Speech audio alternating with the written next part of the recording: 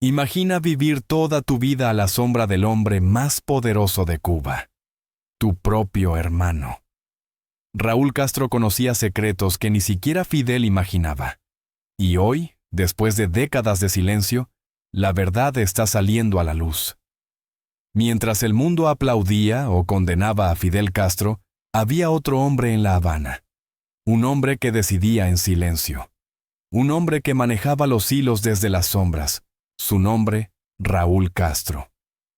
Nacido el 3 de junio de 1931, 5 años después que Fidel, Raúl creció bajo la sombra de su hermano mayor. Desde niño aprendió algo fundamental. En la familia Castro, Fidel era el sol. Y Raúl era el estratega nocturno. Pero lo que pocos saben es que Raúl no solo fue el hermano menor. Fue el arquitecto silencioso de decisiones que cambiaron el curso de la Revolución cubana. Pero lo que nadie esperaba era descubrir quién realmente tomaba las decisiones más peligrosas. Cuando Fidel daba discursos de 4 horas, Raúl trabajaba detrás de cámaras. Cuando Fidel brillaba en la ONU, Raúl consolidaba el poder militar. Y cuando Fidel soñaba con revolución global, Raúl calculaba cómo mantener el régimen vivo. Un ex asesor del Ministerio del Interior lo describió así en una entrevista clandestina. Fidel era la voz, Raúl era el puño. Y créeme, preferías enfrentarte a la voz. Pero ¿qué escondía Raúl que ni siquiera su hermano conocía? Antes de la revolución, Raúl era casi invisible. Mientras Fidel lideraba el asalto al cuartel Moncada en 1953, Raúl participaba en un rol secundario. Cuando ambos fueron encarcelados, Fidel escribió: «La historia me absolverá», el discurso que lo convirtió en leyenda. ¿Y Raúl? Raúl estudiaba, observaba, aprendía.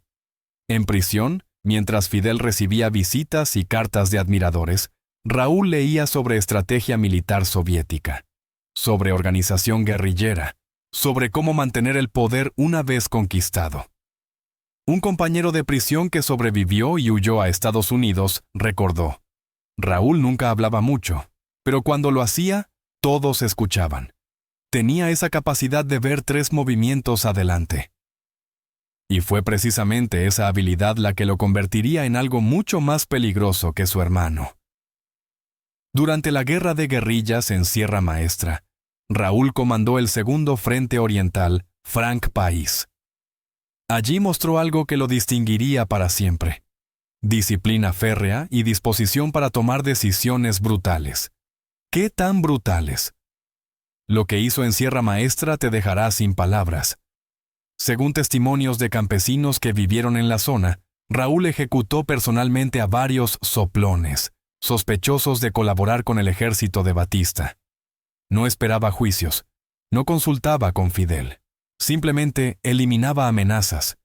Un historiador cubano independiente lo expresó así: Fidel ganaba corazones con discursos, Raúl los ganaba con miedo, y en una revolución ambos métodos son efectivos. A diferencia de Fidel, que construyó su imagen pública con cuidado, Raúl Castro siempre mantuvo un perfil bajo, casi invisible. Pero eso no significa que su vida fuera simple. Según testimonios filtrados de su círculo cercano, Raúl llevaba una vida paralela que pocos conocieron. Mientras Fidel cultivaba su imagen de líder revolucionario incorruptible, Raúl tomaba decisiones pragmáticas. En 1989, uno de los momentos más oscuros del régimen, fue Raúl quien ordenó el juicio y ejecución del general Arnaldo Ochoa. Ochoa era un héroe de guerra, respetado en toda Cuba. Pero había algo que lo hacía peligroso: sabía demasiado. Espera, lo que viene ahora cambia todo lo que creías saber sobre ese juicio. Ochoa fue acusado de narcotráfico. El juicio fue rápido. La sentencia: muerte. Pero varios exiliados cubanos que trabajaron en el sistema judicial aseguran que Ochoa nunca tuvo una oportunidad real de defenderse. Era un mensaje, dijo un exfuncionario en una entrevista anónima. Raúl estaba diciéndole a todos: nadie es intocable.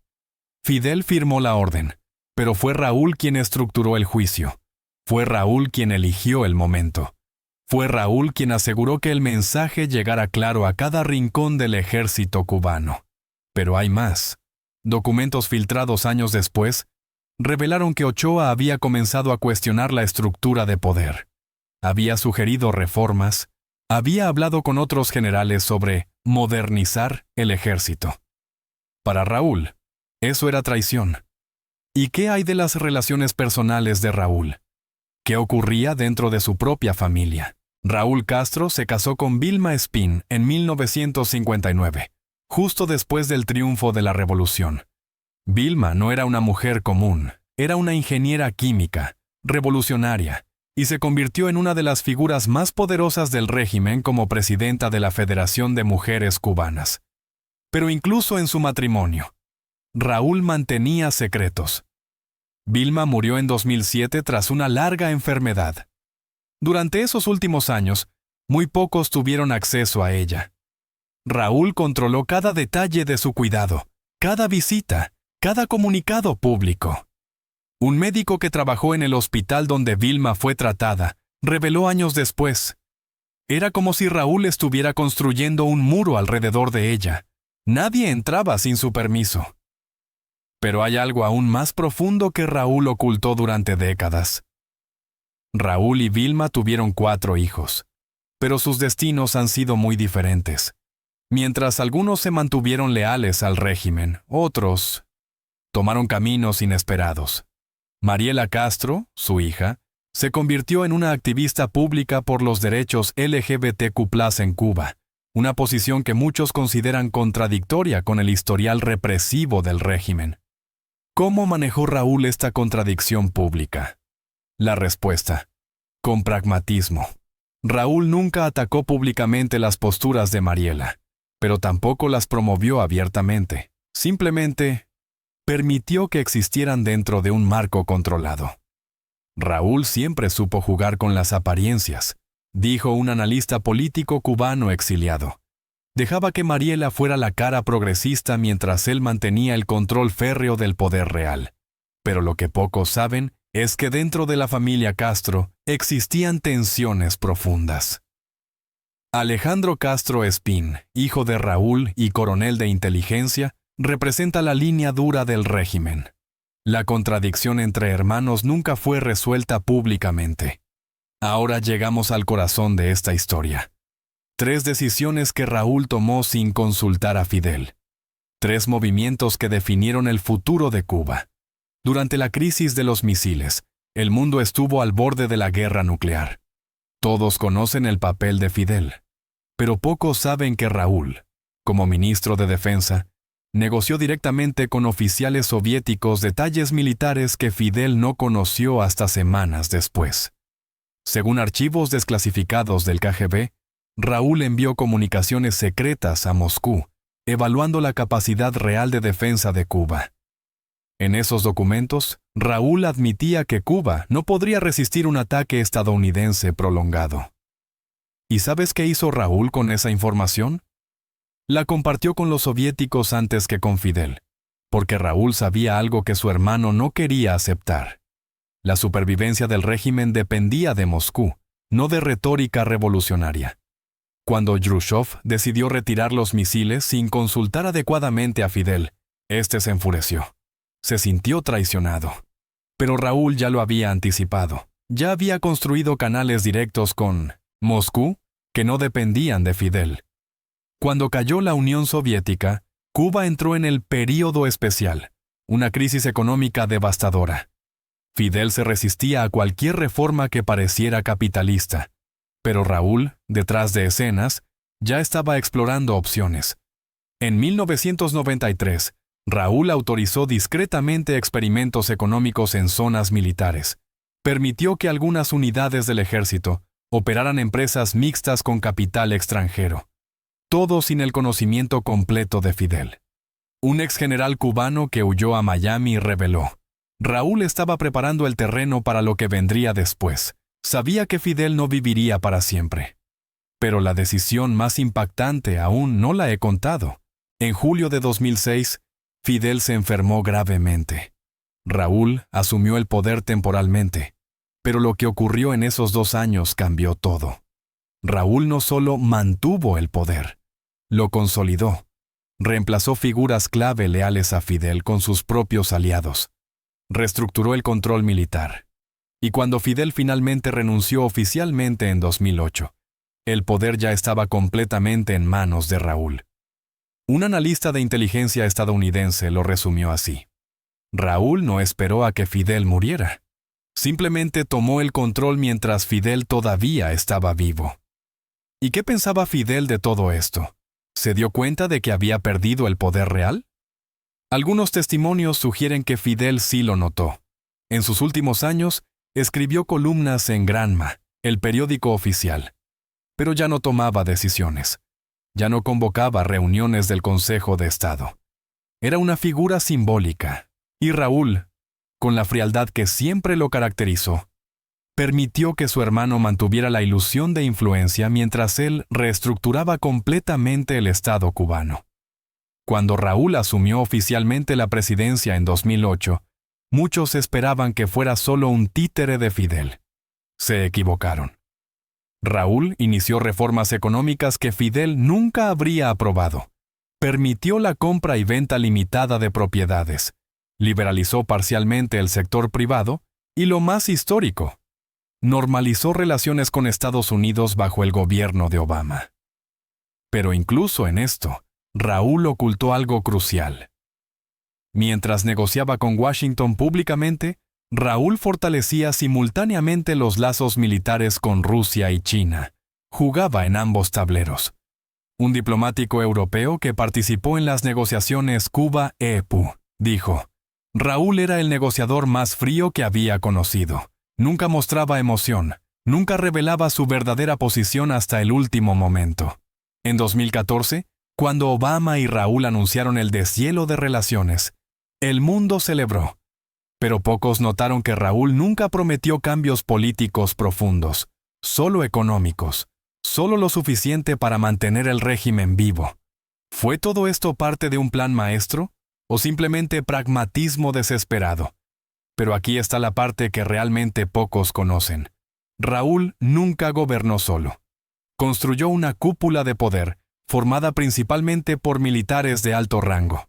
Este grupo, conocido informalmente como los generales, controla los sectores más lucrativos de la economía cubana: turismo, telecomunicaciones, importación de alimentos.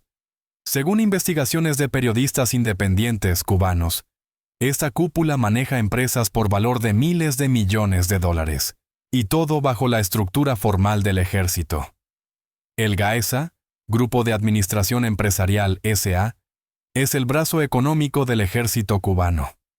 Controla hoteles, tiendas en dólares, empresas de construcción, y todo responde directamente a la estructura militar que Raúl construyó. ¿Y sabes quién está al centro de esta red? Alguien que muchos no esperarían. Luis Alberto Rodríguez López Calleja, ex esposo de una de las hijas de Raúl, dirigió GAESA hasta su muerte en 2022. Era considerado uno de los hombres más poderosos de Cuba, más que muchos ministros. ¿Quién realmente manda en Cuba hoy? La respuesta es compleja. Oficialmente, Miguel Díaz-Canel es el presidente, pero las verdaderas decisiones económicas y de seguridad pasan por estructuras que Raúl todavía influencia. Raúl Castro se retiró oficialmente en 2021, entregando el poder a Miguel Díaz-Canel. Pero si crees que Raúl dejó de influir, estás muy equivocado. Raúl mantiene control sobre las estructuras militares y de inteligencia. Es el verdadero poder detrás del trono. Díaz-Canel puede ser el presidente, pero cada decisión importante pasa por la aprobación de Raúl. Un exiliado cubano que mantuvo contactos dentro del régimen dijo: Raúl aprendió de su hermano. Fidel nunca soltó el poder realmente. Raúl tampoco lo hará. Pero la pregunta más importante es esta. Raúl Castro tiene 93 años. Su salud es un secreto de Estado, pero es inevitable. El hombre que vivió en la sombra y luego gobernó desde ella. Eventualmente se irá. Y cuando eso ocurra, Cuba enfrentará su momento más crítico desde 1959, porque a diferencia de Fidel, que construyó un culto a la personalidad, Raúl construyó un sistema basado en control militar, pragmatismo económico y lealtades personales. ¿Sobrevivirá ese sistema sin Raúl? Analistas internacionales están divididos. Algunos creen que el régimen colapsará en meses. Otros piensan que la estructura que Raúl construyó es lo suficientemente fuerte para mantenerse décadas más. Hay señales preocupantes. Las protestas de julio 2021 mostraron un nivel de descontento que no se había visto en décadas. La economía cubana está en crisis profunda. Y la represión continúa, pero ya no con la efectividad de antes. Pero Raúl, siempre el estratega, preparó su sucesión cuidadosamente. Díaz-Canel fue elegido precisamente porque no representa amenaza. No tiene base de poder independiente. No tiene carisma revolucionario. Es, en esencia, el administrador perfecto para mantener el sistema que Raúl construyó. Fidel Castro fue la cara de la revolución cubana. Pero Raúl fue su cerebro, su músculo, su sombra. Vivió toda su vida siendo subestimado. Y quizás ese fue su mayor poder. Porque mientras todos miraban a Fidel, Raúl construía el futuro de Cuba en silencio. La vida secreta de Raúl Castro no es solo la historia de un hermano menor. Es la historia de cómo el verdadero poder no siempre está bajo los reflectores. Es la historia de un hombre que entendió que gobernar no requiere discursos de 4 horas ni apariciones en la ONU. Requiere control, disciplina y la disposición de tomar decisiones que otros no pueden. Raúl Castro nunca será recordado como Fidel, pero quizás fue mucho más efectivo que su hermano. Y si crees que ya conoces toda la historia de los Castro, solo espera a descubrir quién realmente maneja Cuba ahora que ambos hermanos se han ido. Esa historia te dejará sin palabras.